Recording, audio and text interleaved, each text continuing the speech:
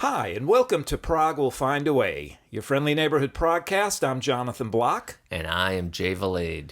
And after our kind of close to the cruise to the edge extravaganza, we'll take some time here and talk about a little news. Yeah, back to the news. Some other happenings in the prog world.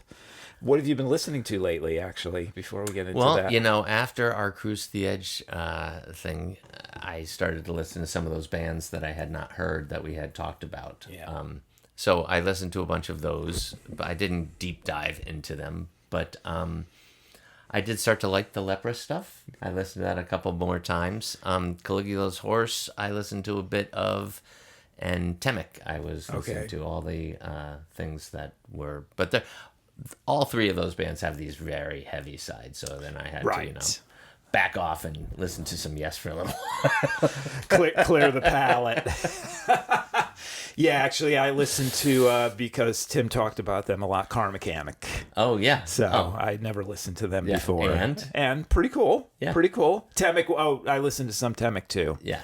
Those were the two I'd never heard anything from. I got to hit that Car Mechanic moment as well. I had listened to them in the past, but I have not revisited again. The one I still haven't gotten to, and I have to, is the Thank You Scientists. I have to listen to them more, too. So... Well, I had seen them, so I have listened to them. Yeah, you're way farther ahead than I am. Yeah. I've also been listening to, back to the 80s. I'm going to see Orchestral Maneuvers in the Dark, OMD, next week. So I was doing a deep dive on that, too, so I could get... And they're kind of a funny band because they're very poppy. Oh, yeah. And they have a lot of hit singly kind of stuff. But my favorite moments of theirs were the early... 81, 82, when they were doing more experimental stuff, where they kind of went off the edge, and people were like, what the heck happened to our little pop band? Right. Where it was all about sounds and found sounds and recordings of things that they would integrate into the music. So that became my favorite kind of zone of theirs, from just because of my prog rock leanings. Right. But then I kept with them, and they were a fun pop band to listen to in the 80s, and have since carried on listening to them. So, well, we've talked too about, that kind of, that prog offshoot of electronic music and where it went to and how kind of morphed out. They went that way and got slammed for it and went right back into their pop vein. Yeah. So, but most of their albums always had like some odd little moments in them, right? Well, but, and they had from a singles band, they were 100% on the pop.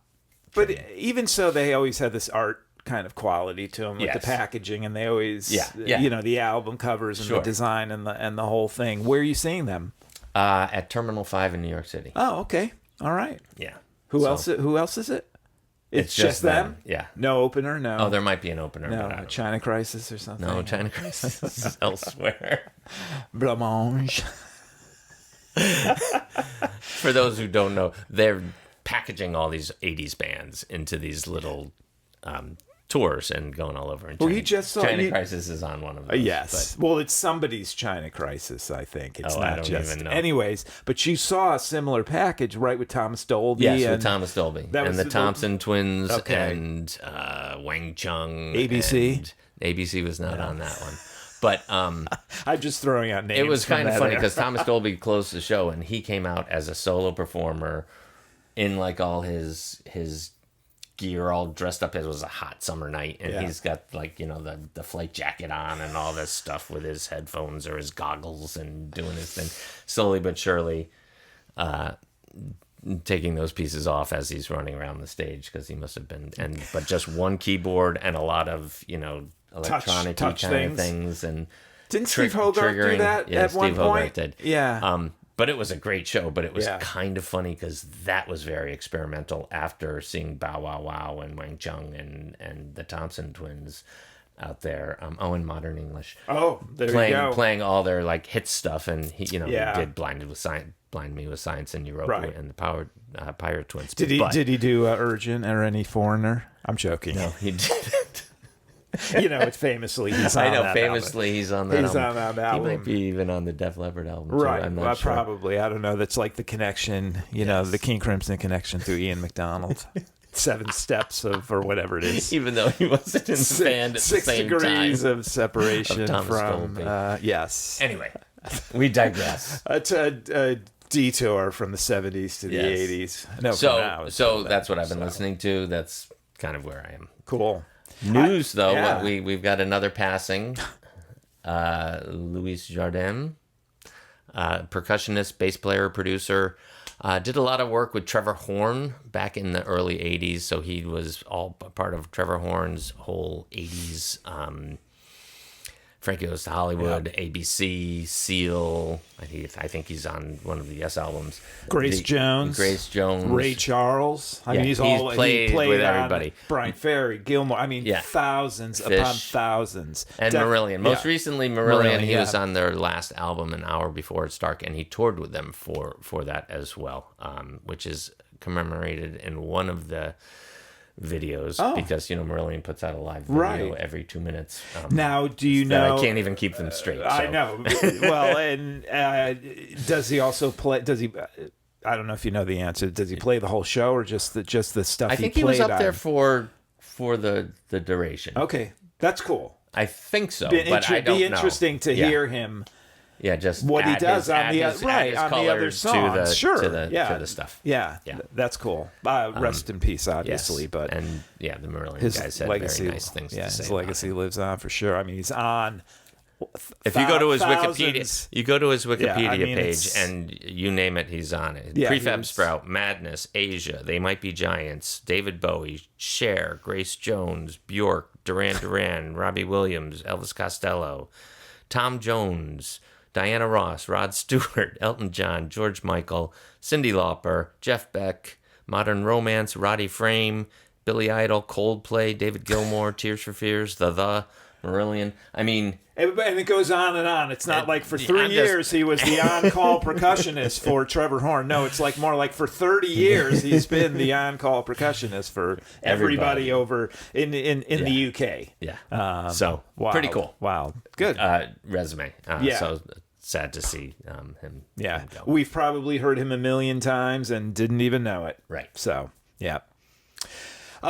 Some new releases because it's been a while. So one thing that got bumped was The Lamb Lies Down on Broadway Yet box again? to like August. I don't know why. I mean, typically you bounce something because you found something better or put more on there. Hopefully they're putting more on there. It Well, seemed a you little know- light to me, but that's just me. I think I That's- already complained about Well, that. we've both talked about that. The 5 downloads of the.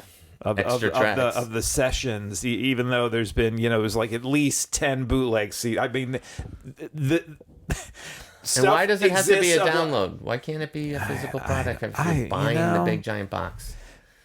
Genesis has never necessarily read what the market is or the fans want, and now I don't know how much they're involved. Yeah. I don't know how much they're involved. I mean, we already know that it's not it's still the overdubbed Lamb show, and I just lost interest at that point. Yeah. So we don't know what we'll wait to. I don't think either of us are on the cusp of buying that one. No, but we'll wait till the reviews come. Yeah, if I was going to buy one thing, I love that album, but like you said, we'll wait and see.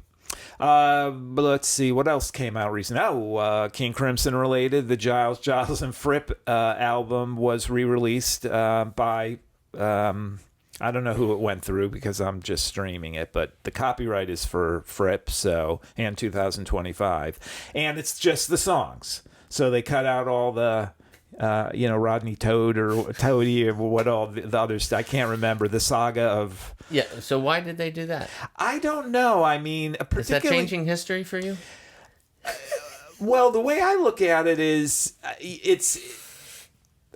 it's one album, and it's the streaming era. Just put it out as a 2 CD set, even if you because I think it's physical. I don't know.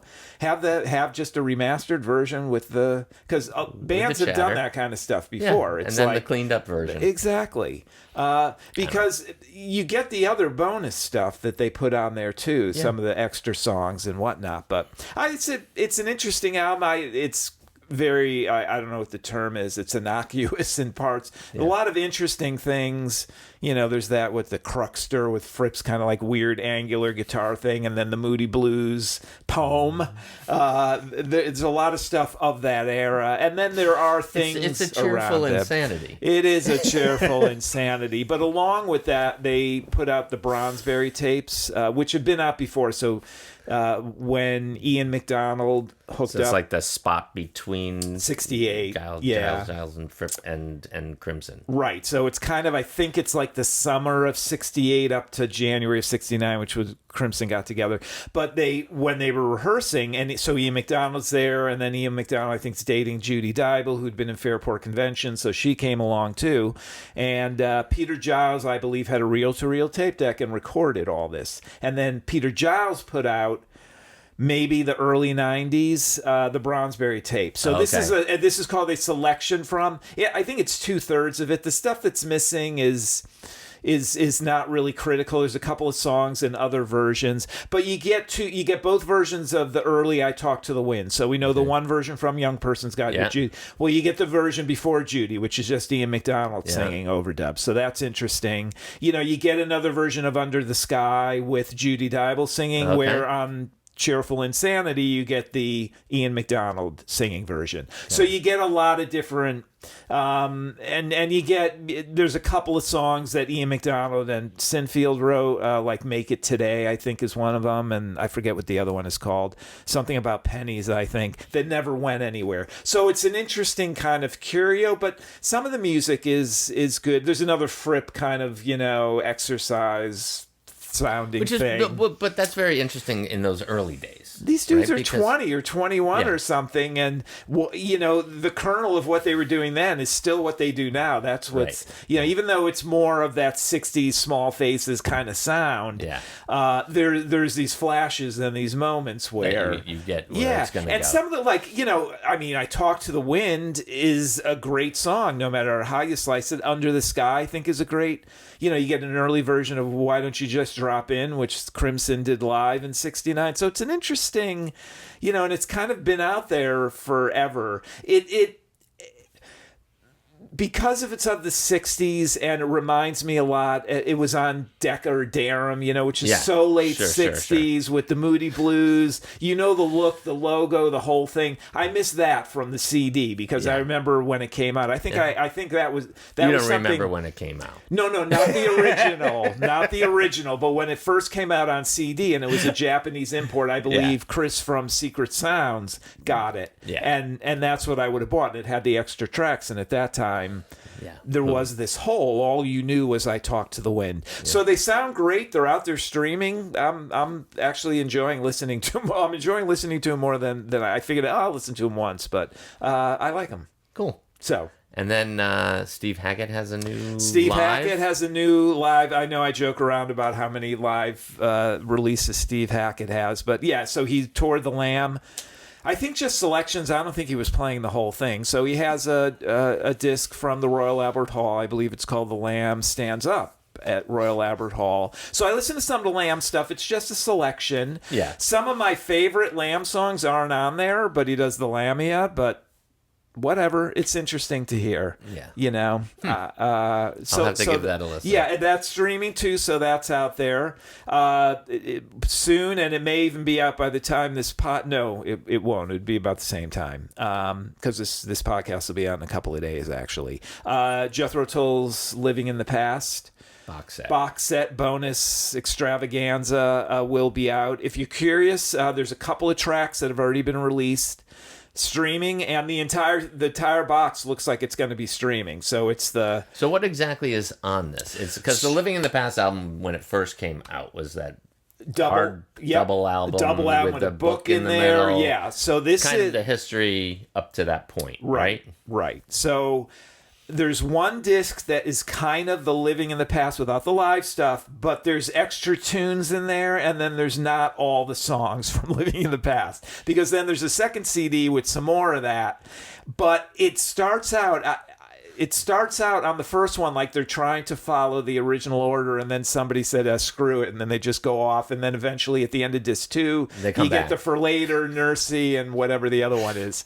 But there's a lot of there's a lot of stuff that's already been out, but there is things that haven't. So for instance, one of the things that's already out now is an acoustic version demo of the longer Not Wondering Aloud, Wondering Again, and those are both next to each other on it. So the Wondering Again was on Living in the Past, but Wondering Aloud was on Aqualung, but there's a long version. They actually were part of one long take. So you're getting all of Living in the Past, but you're getting all this other stuff wrapped around it, and you're getting the full Carnegie Hall concert, which has already been out. So how many discs is this? I think it's 4 and then a Blu-ray, but I could be wrong. I'm pretty sure Carnegie Hall is 2 discs, and then there's 2 discs of Living in the Past expanded. Are they going to kind of... Do you know what the packaging is? Is it going to be like the old LP? No, I believe it's going to take on the because people were up in arms when they're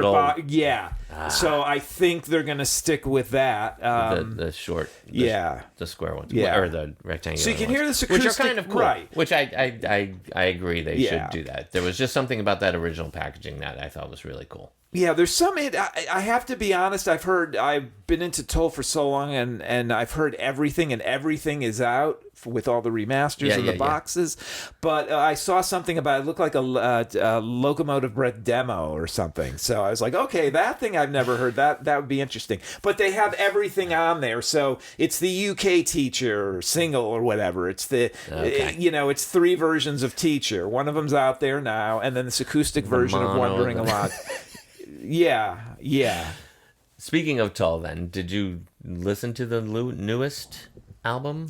I listened to a little of it. I am in the camp of like it's not the same. It's not for me. It's no Martin Barr, no Tull. It's not that. It's more the fact that Ian was going off to a solo career, and that's fine. And then all of a sudden, it's like, yeah, I get it. Some of the guys who've played with him have actually been playing longer. Yeah. But it's Ian's band, so calling it Jethro Tull. For so many years, he painfully would say it's not Ian Anderson band.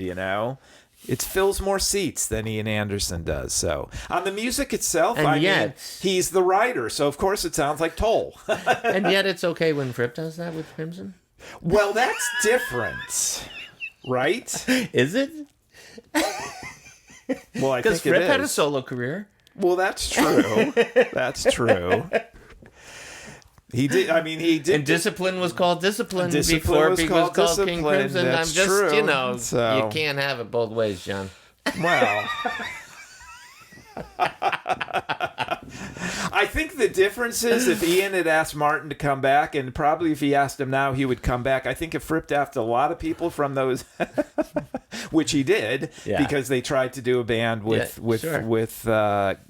Greg Lake, and there was a whole bunch of in the middle there somewhere. But I hear what you're saying.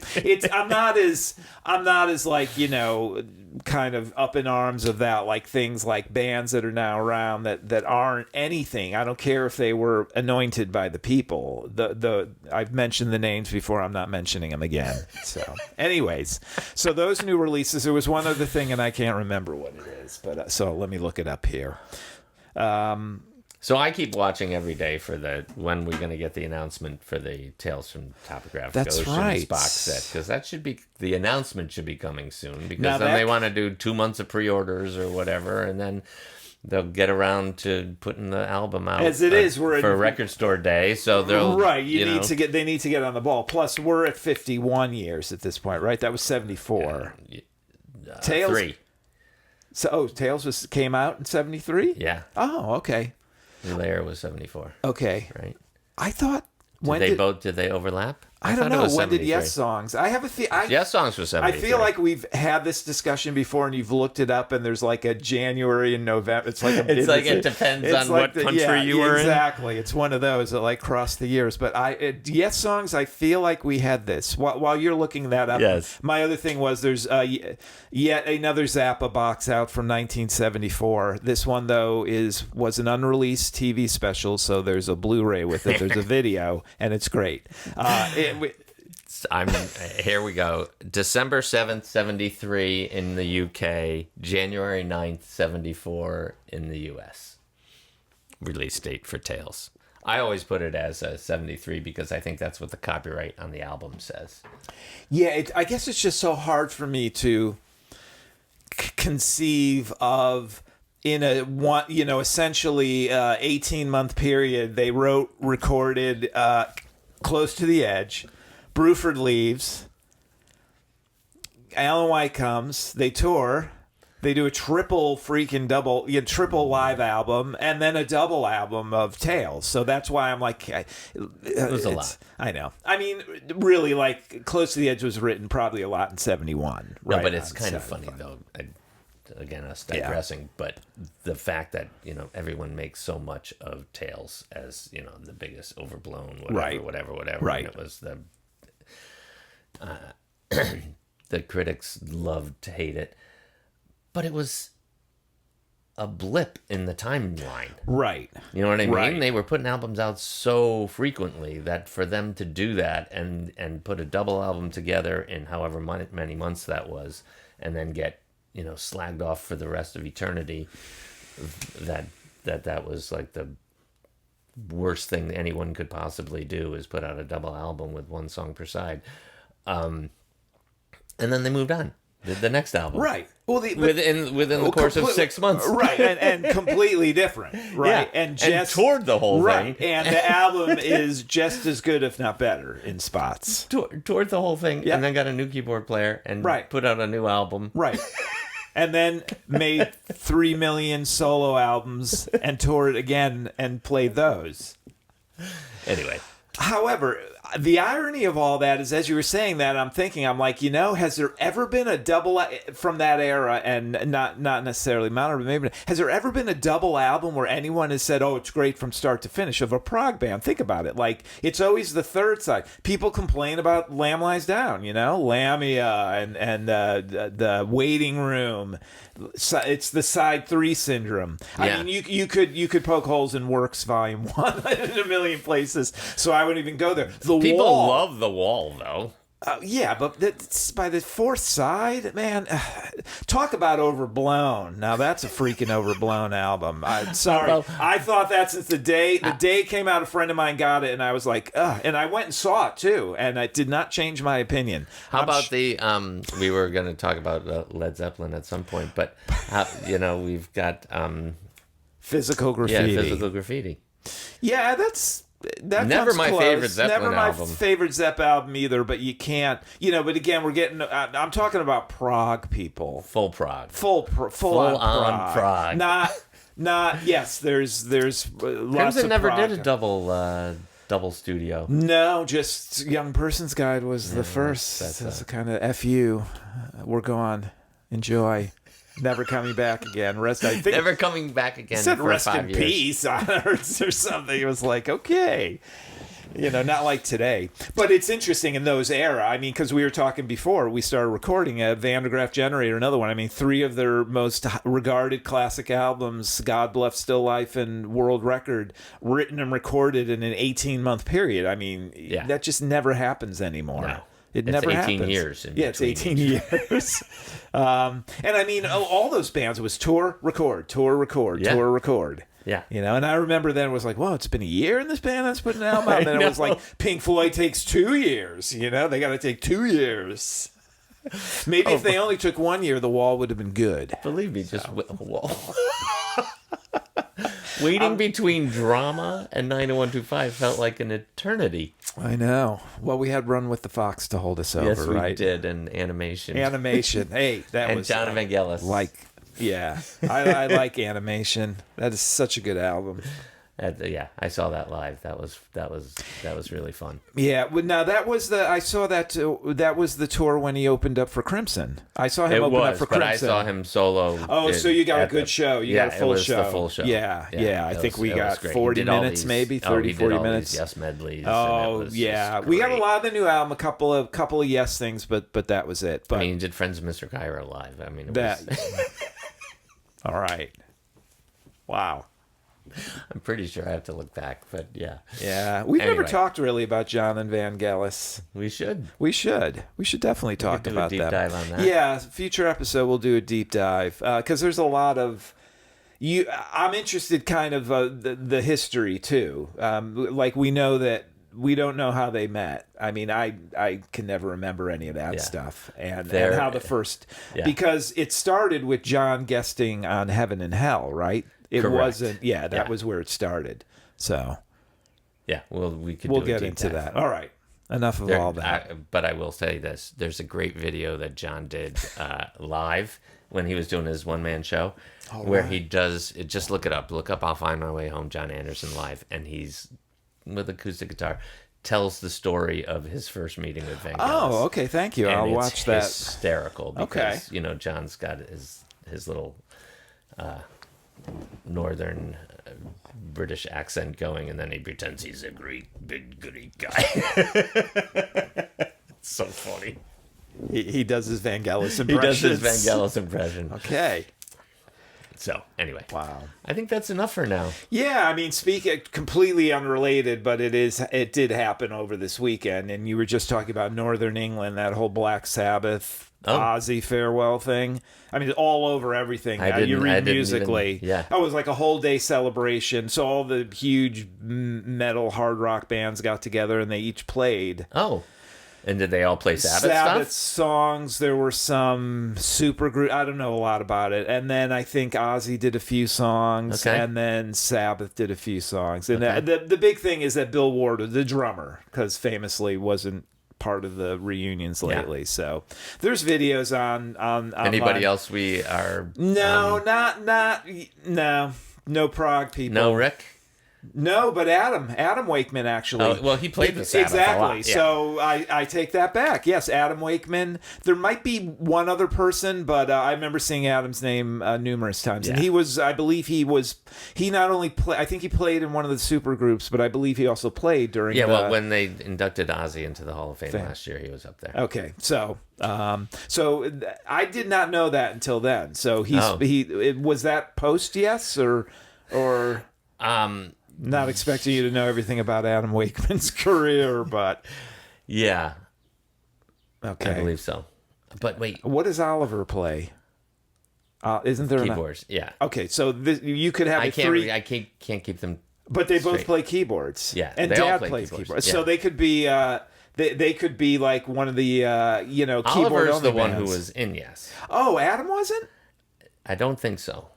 No, I thought Adam was the one who put out that multi-disc set or something with the bonus stuff from a page. I thought that, but I could be wrong. I'm looking it up. I'm pretty sure. See, because I saw Adam. Rick, if you're watching, Rick, we apologize for butchering your family tree. Adam, I know, is the guy that played with Ozzy. Yes.